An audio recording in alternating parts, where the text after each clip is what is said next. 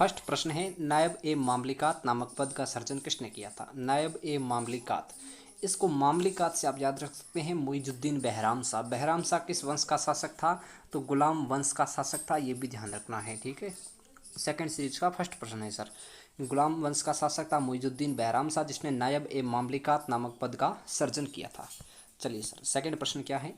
मुगल काल में लोक निर्माण विभाग, देखिए इसको कैसे याद रखना है। लोगों को क्या कहते हैं? आम जनता कहते हैं। क्या कहते हैं? आम जनता कहते हैं। नहीं कि भाई आम लोगों को सूचना दी जाती है कि कल अवकाश रहेगा या फिर कल ये होगा, विभाग में ये हो रहा है। आम आम मतलब जनता से संबंधित है। तो लोक निर्माण विभाग, पब्लिक वर्क डिपार्टमेंट को क्या कहते थे? सोहरत ए आम। सोहरत यानी निर्माण करवाना, ए यानी के लिए, आम यानी जनता, यानी आम जनता के लिए जो निर्माण विभाग था, पब्लिक वर्क डिपार्टमेंट, उसको कहते हैं सोहरत ए आम। अगला प्रश्न है कि बंगाल के किस नवाब ने अपनी राजधानी मुर्शिदाबाद से परिवर्तित करके मुंगेर कर दी थी? बंगाल में एक युद्ध हुआ था, प्रसिद्ध युद्ध हुआ था, प्लासी का युद्ध हुआ था। कब हुआ था? 1757 में हुआ था सर। कब हुआ था हमारा? प्लासी का युद्ध हुआ था 1757 में। उस समय बंगाल के नवाब कौन थे?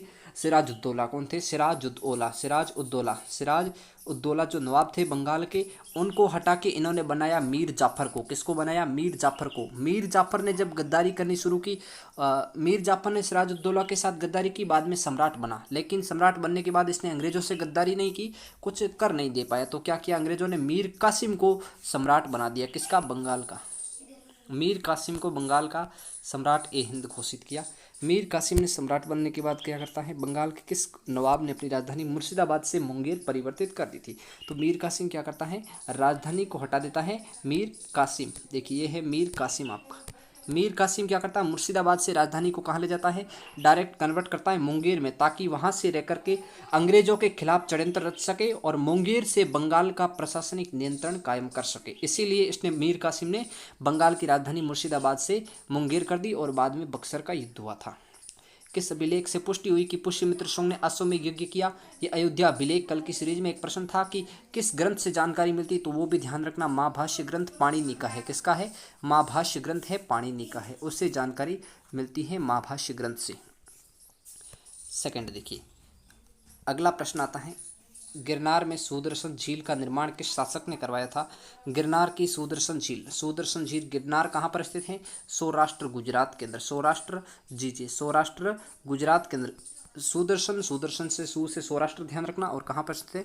गुजरात में। किसने निर्माण करवाया था? चंद्रगुप्त मौर्य ने करवाया था। और इसका पुनर्निर्माण बात करें तो इसका पुनर्निर्माण रुद्रदमन ने करवाया था। ये भी बात ध्यान रखना, रुद्रदमन था शासक, उसने पुनर्निर्माण करवाया था। ठीक है सर। चलिए अगली पुस्तक है, मैं पेन चेंज कर लेता हूँ थोड़ा, यहाँ पे पेन का कलर अच्छा नहीं दिख रहा है ना सर, ठीक है। यहाँ पे हम पेन चेंज कर ली है। अब कह रहा है मेगस्थनीज की पुस्तक इंडिका। मेगस्थनीज किसके दरबार में आया था? ये भी ध्यान रखना, मेगस्थनीज चंद्रगुप्त मौर्य के दरबार में आया था। मेगस्थनीज यूनानी राजदूत था, और ये किसके समय आया था? चंद्रगुप्त मौर्य के समय भारत में विदेशी राज्यों का प्रतिनिधित्व कर रहा था मेगस्थनीज, विदेशी राजदूत था, जिसने एक पुस्तक लिखी है इंडिका। कौन सी पुस्तक? बहुत इंपॉर्टेंट है, वर्ग पूछे ना पूछे लेकिन पुस्तक पूछ सकता है। तो वर्ग पूछा गया है आरएसपी के एग्जाम में कि कौन से 7 वर्गों में से निम्न में से कौन सी नहीं थी, ऐसा कुछ प्रश्न था। तो ध्यान रखना, ये इसका उत्तर हो जाएगा 7 वर्ग थे। 7 वर्गों में डिपार्ट किया किसने? चंद्रगुप्त मौर्य के दरबारी मेगस्थनीज ने अपनी पुस्तक इंडिका में मौर्य समाज को 7 वर्गों में बांटा है। मौर्य समाज के 7 वर्ग कौन से हैं? पहला वर्ग है दार्शनिक, जो दर्शक होते थे, विद्वान होते थे, उन्हें दार्शनिक कहते हैं। दार्शनिक कोई टीवी देखने वालों का मतलब नहीं है। कर्षक यानी किसान, आप समझते हैं। सैनिक जो युद्ध का काम करते थे, और चरवाहे जो पशुचारण का कार्य करते थे, और अपनी जीवन यापिका का जो साधन था वो भी जीवन यापन का पशुचारण ही था। शिल्पी जो वहाँ पे बड़े बड़े भवन, किले, दुर्ग, बावड़ियों का निर्माण करते थे, वो शिल्पी थे। न्यायाधिकारी यानी कि जज, और पार्षद जो वर्तमान में एमएलए एमपी वगैरह होते हैं, एमएलए एमपी वो सभी किस में आते हैं? हमारे पार्षद के अंदर आते हैं। ठीक है सर। अगला प्रश्न है कनिष्क। कनिष्क कौन था? कनिष्क था कुषाण शासक। पूरा डिटेल एनालिसिस कर रहा हूँ पीडीएफ का। पीडीएफ में ज्योग्राफी के भी प्रश्न है, पीडीएफ में पॉलिटी के प्रश्न है, पीडीएफ में इकोनॉमी के है, पीडीएफ में हिस्ट्री के है, और आपके जो स्टैटिक्स के प्रश्न भी है। जुड़े रहिए, पूरी सीरीज खत्म होगी जब इसके 100-150 एपिसोड बनेंगे, तब आपको पता चलेगा कि सर कितने प्रश्न आते हैं और कैसे नहीं आते हैं। कनिष्क की राजधानी क्या थी? कनिष्क की राजधानी पुरुषपुर पेशावर थी। पुरुषपुर पेशावर राजधानी थी कनिष्क की। अगला प्रश्न है नरसिंह वर्मन द्वितीय ने, जिसकी उपाधि राजसिंह थी, कांची में किस मंदिर का निर्माण करवाया? नरसिंह वर्मन द्वितीय। कैलाश मंदिर कांची। कैलाश मंदिर कहाँ स्थित है? पहली बात तो कांची में स्थित है। कांची में, कांची केरल के अंदर कैलाश मंदिर स्थित है, जिसका निर्माण किसने करवाया? नरसिंह वर्मन द्वितीय ने करवाया था। ये बात ध्यान रखना। अगला प्रश्न आता है, अगला प्रश्न है सर एलोरा के प्रसिद्ध कैलाश मंदिर का निर्माण किसने करवाया? प्रसिद्ध कैलाश मंदिर स्थित कहाँ है? कैलाश मंदिर एलोरा में स्थित है सर। निर्माण किसने करवाया? राष्ट्रकूट शासक कृष्ण प्रथम। राष्ट्रकूट मध्य भारत के शासक थे। कहाँ के थे? मध्य भारत के शासक थे राष्ट्रकूट। उन्होंने निर्माण करवाया किसका? राष्ट्रकूट शासक कृष्ण प्रथम ने मध्य भारत के अंदर जो है प्रसिद्ध कैलाश मंदिर जो एलोरा में स्थित है उसका निर्माण करवाया था। चलिए, शेरशाह का मकबरा कहाँ स्थित है? सासाराम बिहार के अंदर स्थित है। कहाँ है? सासाराम बिहार के अंदर शेरशाह सूरी का मकबरा स्थित है। सासाराम कहाँ है? सासाराम बिहार की एक झील है जिसके मध्य, सासाराम झील है, सासाराम स्थान नहीं है, बिहार की सासाराम झील के मध्य में स्थित है शेरशाह का मकबरा। इसके पुत्र ने, इब्राहिम शाह ने, यह मकबरा बनवाया था। सातवाहन वंश का शासक कौन था? महत्तम शासक। सातवाहन वंश का महत्तम शासक था गौतमीपुत्र सातकर्णी, जिसने सोने के सिक्के भी चलवाए थे। ये जो शासक थे अपनी माता का नाम पहले लगाते थे, नाम से पहले ध्यान रखना, माता का नाम जो नाम पहले आ जाए, जैसे गौतमी पुत्र, वशिष्ठी पुत्र, पुलुमावी पुत्र सातकर्णी, तो ये सभी सातकर्णी जो पुत्र नाम आते हैं साथ में माता का नाम, फिर पुत्र, फिर जो नाम आता है, तो वो शासकों ने सातवाहन वंश के शासक है। ये बात अच्छी तरह से ध्यान रखना। पहली बार किस अधिनियम के तहत गवर्नर जनरल की कार्यकारी परिषद में विधि निर्माण के उद्देश्य से किसी भारतीय को मनोनीत किया गया था? देखिए, भारतीय को अलग अलग गवर्नर जनरल की कार्यकारिणी की गवर्नमेंट परिषद जो सरकारी परिषद थी उसमें भी शामिल किया गया, लेकिन वो बाद में किया गया। यहाँ है कि विधि निर्माण उद्देश्य, कानून बनाने के उद्देश्य में पहली बार 1861 में भारतीय काउंसिल अधिनियम 1861, जो 1857 की क्रांति हुई थी उसके बाद जो भारत का शासन था प्रिंस ऑफ ब्रिटेन के अधीन चला गया था, क्राउन ऑफ ब्रिटिश के अधीन। किसके अधीन? क्राउन ऑफ ब्रिटेन के अधीन चला गया था। उसके बाद ये परिषद बना था 1861 का काउंसिल एक्ट ऑफ 1861। इसके तहत जो है मनोनीत किया गया था भारतीयों को, 3 भारतीयों को मनोनीत किया गया था। अगला प्रश्न है लोथल कहाँ स्थित है? देखिए, कालीबंगा का प्रश्न आ चुका है। अब प्रश्न आया लोथल का। लोथल कहाँ पर स्थित है? गुजरात में। लोथल एक बंदरगाह था। क्या था? बंदरगाह था सर। लोथल बंदरगाह था। कहाँ स्थित है? वर्तमान में गुजरात में स्थित है। ठीक है, गुजरात में लोथल स्थित है। प्रसिद्ध पारसी त्योहार नौरोज किस शासक ने स्टार्ट किया था? नौरोज या नौरोजी कहते हैं, बलबन ने स्टार्ट किया था। बलबन आप पता ही है, लोह और रक्त की नीति अपनाई थी। किसने? बलबन ने लोह और रक्त की नीति भी अपनाई थी। यही वही बलबन है जो गुलाम वंश का शासक था। गुलाम वंश का शासक था और बहुत ही महत्वपूर्ण शासक माना जाता है बलबन को। बलबन ने बहुत ही ज़्यादा साम्राज्य को फैलाया था सल्तनत काल में, अलाउद्दीन के बाद। किस गवर्नर जनरल के काल में, अगला प्रश्न है, किस गवर्नर जनरल के काल में अंग्रेजी उच्च शिक्षा का माध्यम तथा सरकार की कामकाज की भाषा के रूप में स्वीकार की गई? यानी कि हायर एजुकेशन आपको बीए करनी है, वर्तमान के हिसाब से बता रहा हूँ, आपको एमबीए करना है, आपको कुछ भी बड़ी बड़ी डिग्री लेना है, तो उसके लिए हायर एजुकेशन के लिए प्लस गवर्नमेंट की जो लैंग्वेज थी, सरकारी भाषा थी, सरकार के राजपत्र, सरकारी निर्णय, न्यायालयों के निर्णय, वो सभी अंग्रेजी में आएंगे। ये कब स्वीकार की गई? विलियम बेंटक के समय 1833 में ये भारत के गवर्नर बने थे और भारत के प्रथम गवर्नर जनरल भी थे विलियम बेंटिक। इस समय ये शुरू हुई थी। ठीक है सर। चलिए, अगला प्रश्न है हमारा, दिल्ली के लाल किले के अंदर मोती मस्जिद। देखिए, एक है आगरा के अंदर मोती मस्जिद, एक है दिल्ली के लाल किले में मोती मस्जिद। मोती मस्जिद 2 हैं, एक आगरा में है। कहाँ है सर? एक हमारी बनती है आगरा के अंदर। आगरा की मस्जिद का निर्माण किसने करवाया था? शाहजहां ने करवाया था। किसने? शाहजहां ने करवाया था। लेकिन यहाँ जो दिल्ली के लाल किले के अंदर रेड फोर्ट ऑफ दिल्ली की जो मोती मस्जिद है उसका निर्माण कराया अंतिम जो मुख्य मुगल सम्राट औरंगजेब थे, उन्हें अंतिम मुगल सम्राट भी कहते हैं कुछ लोग, क्योंकि उनके बाद जो मुगल साम्राज्य पूरे भारत को कहते थे उस समय। लेकिन भारत में औरंगजेब के बाद मुगलों का राज नहीं रहा, तो अंतिम मुगल सम्राट मुख्यतः औरंगजेब को माना जाता है। उन्होंने दिल्ली के लाल किले के अंदर मोती मस्जिद का निर्माण करवाया था। चलिए, अगला प्रश्न है, सांची का स्तूप किस वंश के काल में बनवाया? सांची का स्तूप मौर्य राजवंश के। सांची किसका? बुद्ध का स्तूप है, जिसका निर्माण किसके समय? मौर्यों के समय करवाया था। ठीक है। किस राजवंश ने हत्या कर सत्ता हत्याई, जिसका अंत भी हत्या के द्वारा हुआ? देखिए, शुंग वंश। शुंग वंश ने किसको हत्या करके सत्ता अपनाई? शुंग वंश का शासक था संस्थापक या शासक जो कहते हैं पुष्यमित्र शुंग। पुष्यमित्र शुंग ने किसकी हत्या की? अंतिम मौर्य सम्राट वृद्धरथ की हत्या करके, अंतिम मौर्य सम्राट वृद्धरथ की हत्या करके 185 ईसा पूर्व में सत्ता अपना ली थी। और इसी सत्ता का जो अंत में भी है, इनका भी इसी एक नए वंश ने आकर के हत्या करके इनसे भी शासन छीन लिया था। और पुष्यमित्र शुंग ने जो है अश्वमेध यज्ञ भी करवाया था, उसकी उल्लेख हम पहले प्रश्नों में कर चुके हैं। ठीक है। हाथी गुम्फा अभिलेख किसकी उपलब्धियों का वर्णन है? कलिंग नरेश खारवेल की उपलब्धियों का वर्णन है हाथी गुम्फा का अभिलेख। कलिंग वही जो अशोक ने अपने राज्याभिषेक के 8 वर्ष बाद जीता था, और इसका उल्लेख अशोक के 13वें अभिलेख में मिलता है। सिराजुद्दौला के साथ अंग्रेजों ने कौन सी संधि की? अलीनगर की संधि की थी। कब की? 1746 में की थी शायद। 1746 नहीं है, यहाँ आपका 1756 होगा। 1756 में सिराजुद्दौला के साथ अंग्रेजों ने अलीनगर की संधि की थी। ठीक है सर। चलिए, नरेंद्र मंडल की स्थापना का सुझाव किसने दिया था? सुझाव किसने दिया था, किसमें था, कौन सा अधिनियम था? चेम्सफोर्ड सुधार। चेम्सफोर्ड सुधार कब आए थे? मॉन्टेग्यू चेम्सफोर्ड सुधार 1919 में आए थे। उस समय नरेंद्र मंडल का स्थापना का सुझाव भी दिया गया था। अगला था धन निकास के सिद्धांत का प्रतिपादक कौन था? Dadabhai Naoroji. Un poverty and British rule in India ऐसी पुस्तक है दादा भाई नौरोजी की, जिसमें धन निकासी के सिद्धांत, धन निष्कासन का सिद्धांत दिया गया है। सल्तनत काल में किले की सेना के खर्च के लिए निर्धारित भूमि को क्या कहते थे? मफरूज। मफरूज कहते थे। सल्तनत काल में जो किले के अंदर सेना होती थी उसका टोटल जो बजट होता था कि इतना बजट बना है सेना का, इतना खर्चा होगा, इतना राशन पानी लगेगा, इतना वेतन दिया, ये सभी किसमें? मफरूज नाम से इसके लिए एक भूमि निर्धारित होती थी। अगला प्रश्न है सल्तनत कालीन प्रांत की सेना क्या कहलाती थी? हस्म अतराफ। हस्म ए अतराफ। हस्म ए अतराफ कहते थे सल्तनत काल में प्रांत की सेना। प्रांत यानी राज्य की सेना। देखिए एक होती थी केंद्रीय सेना जैसे शाही सेना भी कहते थे, और एक प्रांत की सेना होती थी उसके लिए हस्म अतराफ कहलाती थी। ग्वालियर अभिलेख के अनुसार अरबों को सिंध से आगे बढ़ने से किसने रोका था? गुर्जर प्रतिहार शासक नागभट्ट ने।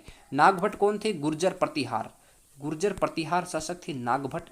इन्होंने जो है अरबों को सिंध से आगे बढ़ने से रोका था। उस समय सिंध पाकिस्तान में था, अब भी है। पाकिस्तान से आगे भारत में आने से जो है गुर्जर प्रतिहार शासक नागभट्ट ने अरबों को रोका था। अगला प्रश्न है महाराजा रणजीत सिंह के साथ किसके विचार विमर्श से परिणाम स्वरूप अमृतसर की संधि हुई थी?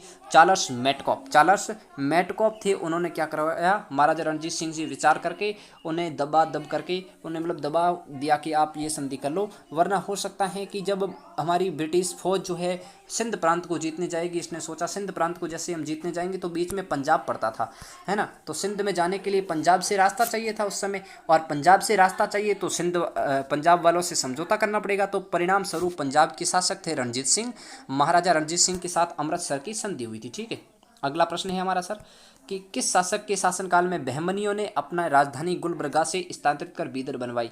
अहमद शाह के समय जो है, अहमद शाह शासक थे उस समय, बहमनी शासक थे, उन्होंने अपनी राजधानी गुलबर्गा से बीदर स्थापित कर दी थी। ये अहमदनगर का पूरा साम्राज्य के इतिहास में आता है। ठीक है सर, चलिए अगला प्रश्न लेते हैं हम। सोमनाथ मंदिर पर महमूद गजनवी के आक्रमण के समय वहां के शासक कौन थे? तो इसका हो जाएगा भीम प्रथम। सोमनाथ मंदिर पर महमूद गजनवी ने कितनी बार, कहते हैं 17 बार आक्रमण किया था, और 1025 में जो इन्होंने अंतिम आक्रमण किया था और सोमनाथ मंदिर को पूरी तरह से विध्वंस कर दिया था। अगला प्रश्न है फुतू उस सलातीन की रचना किसके द्वारा की गई? फुतू उस सलातीन की रचना, यह प्रश्न दिल्ली पुलिस कांस्टेबल के अंदर पूछा गया है, और इसकी उत्तर हो जाएगा इसामी ने रचना की थी। फुतू उस सलातीन की रचना कब की थी? 1350 में की थी। ये भी सन भी ध्यान रखना, सन नहीं रखो तो पुस्तक का नाम और लेखक का नाम ध्यान रखना। फुतू उस सलातीन पुस्तक है, रचना की है इसामी ने की है। अगला देखिए, सातकर्णी की मृत्यु के पश्चात उसके दो अल्पवयस्क पुत्र वेदश्री और शक्तिश्री का संरक्षण किसने किया था? तो इसका उत्तर हो जाएगा नागनी की। पुत्रों का ध्यान रखना, वेदश्री शक्तिश्री किसके? सातकर्णी के। की मृत्यु के बाद उसके दो पुत्र थे वेदश्री शक्तिश्री, उनका संरक्षण करती हैं नागनिका नाम की एक महिला थी। हाल ने गाथा सप्तशती कौन सी भाषा में लिखी है? तो इसका उत्तर हो जाएगा प्राकृत भाषा। ध्यान रखना प्राकृत भाषा, ध्यान रखो न रखो, ये तो प्री एग्जाम में पूछा गया था, शायद एक बार आईएएस के एग्जाम में भी ये प्रश्न पूछा गया है। हाल ने गाथा सप्तशती, ये ध्यान रखना, हाल ने कौन सी पुस्तक लिखी है? गाथा सप्तशती पुस्तक लिखी है, सम्राट के दरबारी थे हॉल, उन्होंने लिखी है। प्राकृत भाषा, प्राकृत लैंग्वेज के अंदर आईएसपीटी के एग्जाम के अंदर 2014 में शायद ये प्रश्न पूछा गया था। कौन सा शासक प्रत्येक 5वें वर्ष प्रयाग में धार्मिक सम्मेलन करवाता था? तो हर्षवर्धन क्या करवाते थे? प्रत्येक जो 5वें वर्ष बाद जो है हर्षवर्धन प्रयागराज के अंदर पंचवर्षीय धार्मिक सम्मेलन करवाते थे धर्म के प्रचार के उद्देश्य से। अगला प्रश्न आता है भुवनेश्वर तथा पुरी के मंदिर किस शैली में बने हुए? उत्तर आ गया आपका नागर शैली के अंदर। भुवनेश्वरम उड़ीसा और पुरी उड़ीसा, ये दोनों स्थान उड़ीसा के अंदर थे, भुवनेश्वर और पुरी। पुरी या पुरी, जो पुरी भी कहते थे, पुरी और भुवनेश्वर के जो मंदिर है किस शैली में है? नागर शैली के अंदर निर्मित आपके मंदिर हो जाएंगे। ठीक है सर। अगला आता है संगम युगीन ग्रंथ तोलकप्पियम किस विषय से संबंधित है? संगम युगी में ग्रंथ है संगम युग का, कौन से युग का है? संगम युग का है सर। तोलकप्पियम नाम है, कौन से विषय से संबंधित है? तो ऐसा पूछा गया है। तो तोलकप्पियम कौन सी साहित्य का ग्रंथ है? तो संगम साहित्य का ग्रंथ है, इतना ध्यान रख लेना। व्याकरण और काव्य से बड़े लेवल के एग्जाम में यह भी पूछ सकता है। सोनगिरी का ऐतिहासिक दिगंबर जैन तीर्थ स्थल किस राज्य में स्थित है? सोनगिरी मध्य प्रदेश के अंदर स्थित है। सोनगिरी का दिगंबर जैन तीर्थ स्थल, दिगंबर और जो शाखा थी जैनों की उसका मंदिर है मध्य प्रदेश सोनगिरी में। अगला था महाराष्ट्र में गणपति पर्व का श्री गणेश का राष्ट्रीय चेतना लाने के लिए किसने चलाया था? जो उत्सव चलाया था बाल गंगाधर जी तिलक ने चलवाया था। ठीक है। अगला प्रश्न है, महाराष्ट्र में गणपति पर्व। देखिए, स्वतंत्रता के समय जो आंदोलन हुए थे उनमें दो पर्व चले थे महाराष्ट्र में। कौन सा? एक आपका गणपति पर्व और एक आपका चला था शिवाजी उत्सव। एक और शिवाजी उत्सव चला था। दोनों के प्रवर्तक कौन थे? बाल गंगाधर तिलक थे। बाल गंगाधर जी तिलक थे। सर्व कर किसके ऊपर लगाया जाता था? सर्व यानी सिंचाई के ऊपर लगता था। स से सर्व, स से सिंचाई हो जाएगा। ठीक है सर। अगला प्रश्न है, आजीवक संप्रदाय के संस्थापक कौन थे? आजीवक संप्रदाय थी प्राचीन भारत के 6 संप्रदायों में से एक आजीवक संप्रदाय, जिसकी स्थापना किसने की थी? मक्खली गोसाल जी ने की थी। अंग्रेजों के शासनकाल में भारत के आर्थिक दोहन के सिद्धांत का प्रतिपादन किसने किया? तो इसका उत्तर हो जाएगा दादा भाई नौरोजी ने। Poverty and un British rule in India नामक अपनी पुस्तक में किया था। Poverty and un British rule in India नामक पुस्तक के अंदर किया था। अगला प्रश्न है, रोलेक्ट एक्ट भारत में कब लागू हुआ था? तो 1919 उत्तर हो जाएगा। रोलेक्ट एक्ट भारत में आया था 1919 में। विक्रम संवत कब से प्रारंभ हुआ? 58 ईसा पूर्व से, 58 बीसी से, 58 पूर्व नहीं, 58 ईसा पूर्व से स्टार्ट हुआ था। विक्रम संवत कब से प्रारंभ हुआ? 58 ईसा पूर्व में। बाणावली एक प्राचीन स्थल है जो कहाँ स्थित है? यही पूछा गया है। सिंधु सभ्यता के अवशेष मिले तो ये हरियाणा में स्थित है, ध्यान रखना। सिंधु सभ्यता में खोपड़ी की शल्य चिकित्सा का सुनिश्चित प्रमाणिक साक्ष्य कहाँ से प्राप्त हुआ है? तो वो है आपके कालीबंगा से। खोपड़ी की शल्य चिकित्सा का साक्ष्य प्राप्त हुआ है कालीबंगा से। ठीक है सर। अगला प्रश्न है, अगला प्रश्न लेते हैं हम लोग। ऋग्वेद में ऐसी कन्याओं के उदाहरण भी मिलते हैं जो दीर्घ काल तक अथवा आजीवन अविवाहित रहती थी। यानी कि जो अविवाहित रहती थी उनको क्या कहते थे ऋग्वेद में? तो ये प्रश्न भी अमाजू, ये मत समझना हिंदी का है। ये एक शब्द हिंदी के होते हैं ना कि वाक्यांश के लिए एक शब्द उसका भी है, लेकिन ये पूछा गया है आपके एसएससी के एग्जाम में, एसएससी सीजीएल के एग्जाम में शायद ये पूछा गया है ये प्रश्न कि अविवाहित रहने वाली कन्याओं को क्या कहते थे? अमाजू कहते हैं। अगला प्रश्न है, महात्मा बुद्ध के समय कौशल देश में कौन राज्य करता था? कौशल देश में राज्य कौन करता था? महात्मा बुद्ध के समय। महात्मा बुद्ध के समय। तो ये हो जाएगा आपके प्रसेनजित शासक थे कौशल के महात्मा बुद्ध के समय। किस शासक ने वैशाली का परित्याग करके पाटलिपुत्र को मगध राज्य की राजधानी बनाया था? तो कालाशोक जी ने क्या किया? वैशाली से हटा करके आपकी पाटलिपुत्र को राजधानी बनवा दिया था। अगला प्रश्न है, अशोक के किस शिलालेख में कलिंग युद्ध का वर्णन है? तो आपका हो जाएगा 13वां शिलालेख कलिंग के अंदर। कलिंग के अभी एक शासक की भी हमने खारवेल जो शासक थे उनका हाथी गुम्फा बिलिक, ऐसा भी हमने पिछले प्रश्न में डिस्कस किया था। ठीक है, ध्यान रखना वो भी। अगला प्रश्न आता है, अगला प्रश्न क्या है कि पुष्यमित्र शुंग ने किस शासक की हत्या करके पाटलिपुत्र की गद्दी पर अधिकार किया था, यानी कि मगध राज्य को अपनाया था? तो बृहद्रथ की हत्या की थी। कब की थी? 185 ईसा पूर्व में इसने बृहद्रथ की हत्या कर दी थी। 40 गुलामों के दल का विनाश किस सुल्तान ने किया था? तो बलबन ने किया था 40 गुलामों के दल का विनाश। दिल्ली सल्तनत का अंतिम शासक कौन था? इब्राहिम लोदी। इब्राहिम लोदी दिल्ली सल्तनत का। मुगल साम्राज्य दिल्ली सल्तनत में नहीं माना जाता है। दिल्ली सल्तनत में कौन कौन से वंश माने जाते हैं? एक आपका गुलाम वंश माना जाता है, आपका खिलजी वंश माना जाता है, तुगलक वंश माना जाता है, सैद वंश माना जाता है और लोदी वंश माना जाता है। ये 5 वंश है जो दिल्ली सल्तनत के अंदर आते हैं। इनके लोदी वंश के अंतिम सम्राट थे इब्राहिम लोदी, जिनकी 1526 में पानीपत के युद्ध में बाबर के साथ भिड़त होती हैं और इसमें ये मारे जाते हैं। बाबर नामक सम्राट, मुगल सम्राट थे बाबर, जो मुगलों के प्रथम सम्राट थे भारत में, उनके साथ भिड़त होती है 1526 में पानीपत के युद्ध में और मारे जाते हैं कौन? इब्राहिम लोदी। देखिए, अगला प्रश्न आता है, अंग्रेजों के काल से क्लाइव ने सैनिक सुधारों के लिए सेना को 3 भागों में बांटा। सेना का एक भाग मुंगेर, दूसरा भाग बांकीपुर में और तीसरा भाग कहाँ पर? इलाहाबाद में। तीनों भाग ध्यान रखना क्लाइव ने, किसने? क्लाइव ने सेना का प्रशासनिक नियंत्रण और अच्छे से व्यवस्था बनी रही इसके लिए 3 विभाजन किए थे। पहला भाग आता है मुंगेर बंगाल के अंदर, मुंगेर बंगाल के अंदर। दूसरा भाग आता है बांकीपुर के अंदर, बांकीपुर दक्षिण भारत का क्षेत्र है। और तीसरा भाग आता है इलाहाबाद उत्तर प्रदेश के अंदर। अगला प्रश्न देखिए, बीबी का मकबरा किसकी यादगार में बनवाया था? प्रसिद्ध बीबी का मकबरा बहुत प्रसिद्ध है, जिसे दक्कन का ताजमहल भी कहते हैं। बीबी का मकबरा, दक्कन का ताजमहल, किसका? दक्षिण का ताजमहल भी कहते हैं। बीबी के मकबरे को निर्माण करवाया था औरंगजेब ने अपनी बीबी बेगम रबिया दुर्रानी की याद में। किसने? औरंगजेब ने करवाया था। कहाँ? औरंगाबाद महाराष्ट्र में करवाया था। औरंगाबाद कहाँ स्थित है? महाराष्ट्र में स्थित है। औरंगाबाद महाराष्ट्र में बीबी के मकबरे का निर्माण करवाया था औरंगजेब ने। अंतिम मुगल सम्राट भी थे औरंगजेब। प्रसिद्ध चित्रबाज के चित्रकार कौन थे? उस्ताद मंसूर। मुगल काल में बाज नाम का एक चित्रकार, बाज का चित्रण किया गया था, बहुत ही अच्छी लिपि में किया गया था, आधुनिक तरीके से। उसके चित्रकार थे उस्ताद मंसूर। प्रसिद्ध ग्रंथ सिद्धांत शिरोमणि और लीलावती के लेखक कौन है? भास्कराचार्य हैं। बहुत बार पूछा गया है, एसएससी से लेकर के डीपी तक आपके पूछे गए ये प्रश्न है। सिद्धांत शिरोमणि और लीलावती ग्रंथ के लेखक कौन है? तो भास्कराचार्य होगा। शिशुपाल वधम की रचना किसने की थी? तो शिशुपाल वध की रचना किसने की थी? आपके महाकवि माघ। कहाँ के थे? राजस्थान के जालोर डिस्ट्रिक्ट में।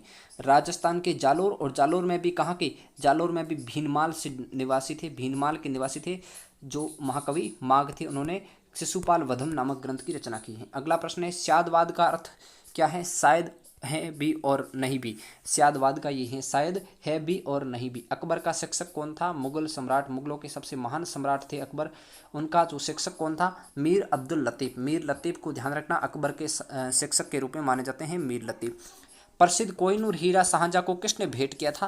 उत्तर होगा मीर जुमला। मीर जुमला था, उसने क्या किया? शाहजहां को कोहिनूर हीरा भेंट किया था। कोहिनूर हीरा बहुत ही फेमस हीरा रहा था, जिसे 1761 में अहमद शाह अब्दाली लूट करके इसको जो है अपने अफगानिस्तान ले गया था अपने साथ में। इसके बाद आता शाहजहां ने महाकवि राय की पदवी किसको दी थी? शाहजहां ने, मुगल सम्राट शाहजहां ने पंडित जगन्नाथ राय को क्या दी थी? महाकवि राय की पदवी दी थी, ध्यान रखना। अकबर के समय बनी पहली महत्वपूर्ण इमारत थी हुमायूं का मकबरा। हुमायूं का मकबरा किसके समय बना? अकबर के समय बना था, और ये अकबर के समय की सबसे महत्वपूर्ण इमारत में से मानी जाती है हुमायूं का मकबरा। अगला आता है कौन सा शासक शाही दरवेश जिंदा पीर जिले इलाई, जिले इलाई भी कहते हैं किसको? औरंगजेब को कहते हैं। ये सभी नाम किसके थे? औरंगजेब के थे। मुगल शासक थे, शाही दरवेश और जिंदा पीर भी कहलाते हैं औरंगजेब। अंतिम मौर्य सम्राट कौन था? बृहदर था, जिसकी हत्या 185 BC में किसने कर दी थी? पुष्यमित्र शुंग ने कर दी थी। अगला है हर्ष की पराजय किसके हाथों हुई थी? पुलकेशिन द्वितीय के हाथों हुई थी। हर्ष की पराजय पुलकेशिन द्वितीय के हाथों हुई थी। हर्ष की पराजय कब हुई थी? 734 में हुई थी। पुलकेशिन द्वितीय के साथ लड़ाई हुई थी। चालुक्य शासक पुलकेशिन द्वितीय। ललिता द्वितीय किस राज्य का शासक था? कश्मीर का शासक था ललिता द्वितीय। हुमायूं नामा किसकी करती हैं? गुलबदन बेगम। गुलबदन बेगम कौन थी? हुमायूं की पुत्री थी, उसकी रचना है हुमायूं नामा। एक मालिक को हो हुए भी खान हो गया फिर सुल्तान बन गया, कौन था? तो यानी कि मालिक होते हुए भी खान हो गया और फिर सुल्तान बन गया, तो वो कौन था? ऐसा कहावत बलबन के बारे में कहा जाता है। ठीक है, अगला प्रश्न लेते हैं। अगला प्रश्न ये देखिए, अगला प्रश्न हमारा क्या है? बहमनी राज्य के विघटन के उपरांत दक्षिण में कितने मुस्लिम राज्यों का? बहमनी के बाद जो बरार, बीदर, गुलबर्गा ऐसे करके 5 राज्यों का उदय था। बहमनी राज्य के विघटन से 5 मुस्लिम राज्य बने थे अलग अलग। अगला आता मध्यकाल में विवाह कर किस राज्य में लिया जाता था तथा किस विवाह को इस कर से मुक्त रखा गया? मध्यकाल में जो विवाह कर लिया जाता था किस राज्य में लिया जाता था, ऐसा पूछा गया। तो विवाह कर तो लिया जाता विजयनगर राज्य में और अन्य राज्यों में भी लिया जाता था, लेकिन विधवा पुनर्विवाह, अगर विधवा का पुनर्विवाह होता है तो उस विवाह के लिए, उस पुनर्विवाह के लिए कर नहीं लगेगा। ये विजयनगर राज्य का एक निजी रूल था। ठीक है ना, बाकी राज्यों में विधवा विवाह पर भी कर लगते थे। ठीक है सर। अगला प्रश्न है प्राचीन भारतीय शल्य चिकित्सक चरक किस शासक के दरबारी थे? कनिष्क। कुषाण शासक कनिष्क। कुषाण शासक कनिष्क, उसके दरबारी कौन थे? चरक थे। चरक कौन थे? चरक। चरक ने चरक संहिता लिखी, ध्यान रखना। चरक ने कौन सी? चरक संहिता लिखी है। कौन सी संहिता? चरक संहिता लिखी, ये भी ध्यान रखना। अगला प्रश्न हम लोग लेते हैं अकबर के शासनकाल में पुनर्गठित केंद्रीय प्रशासन तंत्र के अंतर्गत मीर बख्शी। मीर बख्शी कौन था? मीर बख्शी, देखो बख्शी का मतलब है तलवार। बख्शी का मतलब क्या है? तलवार। तलवार कौन रखेंगे? सैनिक रखेंगे। तो इस तरह आप लोग ध्यान रखना, बख्शी यानी तलवार और तलवार कौन रखता? सैनिक। तो मीर बख्शी किस में आ जाएगा? सैनिक विभाग के अंदर आ जाएगा। अगला प्रश्न है, देखिए अगला प्रश्न क्या है हमारा? तिरुवन्नापल्ली के घर में क्लाइव ने किसकी रक्षा की थी? तिरुवन्नापल्ली के घर में क्लाइव ने किसकी रक्षा की थी? तिरुवन्नापल्ली के घर में था मोहम्मद अली की रक्षा की थी। किसने? रॉबर्ट क्लाइव ने की थी। ऋग्वेद में हिरण्य धर्म की उपाधि किससे दी गई? इंद्र को हिरण्य धर्म की उपाधि, हिरण्य मरम की उपाधि, हिरण्य धर्म नहीं हिरण्य मरम की उपाधि दी गई थी। यम द्वारा नचिकेता और उसके 3 वर प्राप्त करने की कहानी किसमें है? ये एक कहानी है कंठोपनिषद की कहानी है। ये प्राचीन वेद साहित्य का प्रश्न है, कंठोपनिषद वाला, याद रखना। कौटिल्य कहाँ का ब्राह्मण था? तक्षशिला का ब्राह्मण था। कौटिल्य चाणक्य एक है। कौटिल्य चाणक्य, चाणक्य या विष्णुगुप्त भी कहते हैं इसको, कहीं कहीं विष्णुगुप्त भी कहते हैं। कौटिल्य चाणक्य एक ही है, तक्षशिला का ब्राह्मण था। कौमुदी महोत्सव नामक पुस्तक किस शासक की सफलताओं और उपलब्धियों का वर्णन करती है? चंद्रगुप्त की। चंद्रगुप्त की उपलब्धियों का वर्णन करती है कौन सी? कौमुदी महोत्सव नामक पुस्तक थी वो किसकी? जो आपके चंद्रगुप्त की प्रशंसाओं की वर्णन करती हैं। कल्याण की राजतरंगिणी में वर्णित अंतिम शासक कौन था? कश्मीर के बारे में कहा गया है। राजतरंगिणी कल्याण की रचना है और इसमें किसमें? कश्मीर के शासकों का वर्णन है। कश्मीर के अंतिम शासक किसको बताया गया है? जयसिंह को बताया गया है कल्याण की राजतरंगिणी में। कुतुबुद्दीन का मकबरा कहाँ स्थित है? लाहौर में स्थित है कुतुबुद्दीन ऐबक का मकबरा। रज्जिया की असफलता का सबसे बड़ा कारण माना जाता है तुर्क अमीरों का षड्यंत्र और उनकी महत्वाकांक्षा। अमीरों ने षड्यंत्र किया और रज्जिया के जो पति थे उनको भी मरवा दिया और रज्जिया को भी मरवा दिया, ये असफलता का बड़ा कारण है। दिल्ली के किस सुल्तान ने अपने सिक्के के खलीफा शब्द हटाया? तो मोहम्मद बिन तुगलक ने अपने सिक्के से जो है खलीफा के शब्द को हटा दिया। मोहम्मद बिन तुगलक को मूर्ख सम्राट भी कहते हैं। पुरंदर के घेरे में तोप खाने के अधिकारी के रूप में किस विदेशी यात्री ने भाग लिया था? पुरंदर के घेरे के समय मनुची नामक एक तोपकार था। पुरंदर की संधि हुई थी 1665 में मिर्जा राजा जयसिंह और शिवाजी छत्रपति के मध्य। उसमें मनुची नामक विदेशी यात्री थे, उसने भी अपनी यात्रा में वर्णन किया है जयसिंह और शिवाजी के मध्य हुई संधि का। अगला प्रश्न है, दसवंत के चित्र कहाँ मिलते हैं? प्रसिद्ध चित्रकार थे दसवंत, उसके चित्र कहाँ मिलते हैं? रजमनामा में। रजमनामा अकबर के काल में लिखा गया था। संसार अस्थिर और क्षणिक है। क्षणि भंगुरवाद के नाम से ज्ञात होने वाले इस विचार को सर्वप्रथम जो विचार दिया था वो महात्मा बुद्ध ने दिया था कि संसार क्षणिक और अस्थिर है, स्थिर नहीं है, कभी भी पलट सकता है, और क्षणिक है, कभी भी इसकी स्थायित्व नहीं है, एक क्षण का भी नहीं है, ऐसा कहा था महात्मा बुद्ध ने। मर्गदाब सारनाथ में बुद्ध द्वारा दिया गया प्रथम उपदेश किस नाम से जाना जाता है? धर्म चक्र परिवर्तन। बुद्ध का प्रथम उपदेश, ध्यान रखना, बुद्ध का प्रथम उपदेश क्या कहलाता है? आपका धर्म चक्र परिवर्तन कहलाता है, ये बात ध्यान रखना। अगला प्रश्न है, अयोध्या में स्थित बाबरी मस्जिद का निर्माण किसने कराया था? तो इसका मीर बांकी ने करवाया था। अयोध्या में स्थित है बाबरी मस्जिद। बाबरी मस्जिद जिसके ऊपर वर्तमान में राम मंदिर भी बना है, ऐसा कहते हैं। इनके विवाद थी, तो ये किसने? बांकी ने, मीर बांकी ने किसके समय? बाबर के समय राम मंदिर को तोड़वा करके जो है बाबरी मस्जिद बनवाई थी, और वर्तमान में वापस राम मंदिर बना है। अगला है, टोडरमल के किस क्षेत्र में योगदान के लिए ख्याति अर्जित की? तो टोडरमल थे अकबर के समय। किसके समय थे? अकबर के समय थे। इन्होंने क्या किया? भू राजस्व प्रणाली को आधार बनाया। भू राजस्व के विशेषज्ञ कौन थे आपके? टोडरमल जी खत्री। टोडरमल खत्री गुजरात के थे। कहाँ के थे? गुजरात के थे। टोडरमल खत्री जाति के थे, विद्वान थे, अकबर के काल में भू राजस्व के विशेषज्ञ थे। किस मुगल शासक का मकबरा भारत में नहीं है? तो भारत में किस मुगल शासक का मकबरा नहीं? एकमात्र लाहौर में किसका है? जहांगीर का मकबरा है, जो लाहौर पाकिस्तान में है, एकमात्र मुगल सम्राट है। मोहम्मद बिन कासिम द्वारा सिंध की विजय कब हुई? 712 ईस्वी में मोहम्मद बिन कासिम ने सिंध की विजय की थी। मोहम्मद गजनवी का दरबारी इतिहासकार कौन था? उत्वी था मोहम्मद गजनवी का। पुलकेशिन द्वितीय की राजधानी वातापी थी। वातापी का चालुक्य शासक था पुलकेशिन द्वितीय, जिसने हर्षवर्धन को भी 634 में हराया था। मोहम्मद गोरी के किस दास ने बंगाल व बिहार पर विजय प्राप्त की? मोहम्मद बिन बख्तियार खिलजी। बख्तियार खिलजी थे मोहम्मद गोरी के दास थे, उन्होंने बंगाल और बिहार पर विजय प्राप्त की, बख्तियार खान खिलजी ने।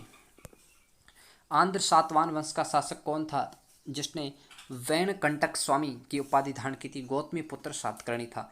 हर्ष के शासनकाल में भूमि कर कृषि उत्पाद का कितना भाग वसूला जाता था? इसका उत्तर हो जाएगा 1/6 भाग होता था, वसूला जाता था। सिंधु घाटी सभ्यता के किस स्थल में प्राक सैंधव संस्कृति की सबसे महत्वपूर्ण उपलब्धि एक जुते हुए खेत का साक्ष्य मिला है? कालीबंगा में एक जुते हुए खेत का साक्ष्य भी मिला है। ठीक है सर, अगला प्रश्न लेते हैं हम लोग। अगला प्रश्न हमारा क्या है? किस मंदिर में शिखर का सबसे पहला उदाहरण मिलता है? तो देवगढ़ के दशावतार मंदिर, देवगढ़ मध्य प्रदेश में, वहां पर शिखर का पहला ही उदाहरण मिलता है देवगढ़ के दशावतार मंदिर में। बौद्ध धर्म की किस संगति में बौद्ध धर्म 2 भाग, हीनयान महायान? चौथी बौद्ध संगति किसके समय हुई थी? कनिष्क के समय हुई थी। उसमें बौद्ध धर्म है 2 भागों में, हीनयान और महायान में बट गया था, ध्यान रखना। अगला प्रश्न है, पाल वंश के किस शासक ने प्रसिद्ध विक्रमशिला विश्वविद्यालय की स्थापना करवाई थी? तो धर्मपाल ने विक्रमशिला विश्वविद्यालय की स्थापना करवाई थी। भारत का प्राचीनतम विश्वविद्यालयों में से एक विक्रमशिला विश्वविद्यालय है। गुप्त वंश का कौन सा शासक देवराज देवगुप्त के नाम से चंद्रगुप्त द्वितीय को कहते हैं? देवराज और देवगुप्त भी कहते हैं। ठीक है, चलिए भाई अगला प्रश्न क्या है हम लेते हैं। लोधी वंश के किस शासक ने भूमि के लिए एक प्रमाणिक पैमाना गज ए सिकंदरी, सिकंदरी गंज, सिकंदर से ध्यान रखना, सिकंदरी से सिकंदर शाह लोधी, ध्यान रखना। बस सल्तनत काल में सदका क्या था? एक प्रकार का धार्मिक था, कर था, धार्मिक कर था, सदका नाम कहलाता था, सल्तनत काल में लागू किया गया था। सम्राट अकबर ने जैन धर्म के जैनाचार्य हरिविजय जी सूरी को क्या उपाधि प्रदान की थी? जगत गुरु की उपाधि दी थी। किसने? सम्राट अकबर ने जैन धर्म के जैनाचार्य थे हरिविजय जी सूरी। उस्ताद मंसूर जिसने कौन सा बाज का चित्रण किया था? उस्ताद मंसूर। अबुल हसन किस मुगल शासक के श्रेष्ठ कलाकारी में से थे? तो इसका उत्तर हो जाएगा आपके जहांगीर के समय थे उस्ताद मंसूर और अबुल हसन जी। इन्होंने, उस्ताद मंसूर ने बाज का चित्रण किया था, ध्यान रखना। होलकर ने अंग्रेजों से मंदसौर की संधि कब की थी? तो 1818 में अंग्रेजों से मंदसौर की संधि की थी। किसने? होलकर ने। ठीक है सर, चलिए अगला प्रश्न लेते हैं हम लोग। पेरिप्लस ऑफ द एरिथ्रियन सी में अरिका मेडू बंदरगाह को किस नाम से जाना जाता था?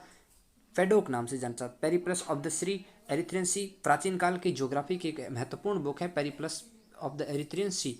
ठीक है, अलाउद्दीन द्वारा निर्मित अलाई दरवाजा किस मस्जिद का प्रवेश द्वार है? अलाई दरवाजा थे कुव्वत उल इस्लाम मस्जिद, कुव्वत उल इस्लाम मस्जिद का प्रवेश द्वार है, अलाउद्दीन खिलजी ने बनवाया था। अकबर के अल्पाई होने के कारण 1556-1560 तक इसके मुगल साम्राज्य का संरक्षण का कार्य बैरम खान ने किया था। ये ध्यान रखना, 1556 से 60 तक। अब आता अंतिम मुगल शासक कौन था? बहादुर शाह जफर था। बहादुर शाह जफर द्वितीय अंतिम मुगल सम्राट माना जाता है। पूरे भारत का औरंगजेब भी था। बौद्ध धर्म ग्रहण करने से वाली पहली महिला कौन थी? गौतमी थी, जिसने बौद्ध धर्म ग्रहण किया, पहली महिला। श्रीमद् भागवत गीता किस धर्म का प्रदान? तो भागवत धर्म का ग्रंथ है, सनातन का मत कह देना। किस सातवां शासक ने नरेश ने गाथा सप्तशती नामक महत्वपूर्ण कृति की रचना की थी? सातवां नरेश नहीं है, सातवां कवि थे हाल। इन्होंने गाथा सप्तशती प्राकृत भाषा में लिखी थी। किस राष्ट्रकूट शासक ने एलोरा के पर्वतों को कटवाकर प्रसिद्ध कैलाश मंदिर का राष्ट्रकूट शासक कृष्णा प्रथम ने करवाया था? चोल शासक किस धर्म के अनुयायी थे? शैव धर्म के अनुयायी थे चोल शासक। अगला प्रश्न आता है, किस युद्ध को जीतने के पश्चात शेरशाह ने दिल्ली में अफगान सत्ता की? चौसा का युद्ध था, 1539 में स्थापित की थी। चोल शासकों ने शेरशाह सूरी ने दिल्ली में अफगान सत्ता की स्थापना की थी चौसा या बेलग्राम के युद्ध को जीतने के बाद। आलमगीर टीला जो 1958 में पता लगा था, कहाँ स्थित है? उत्तर प्रदेश के मेरठ जिले में स्थित है आलमगीर टीला। आलमगीर टीला उत्तर प्रदेश के मेरठ में स्थित है, ध्यान रखना। ऐहोल अभिलेख किस शासक का है?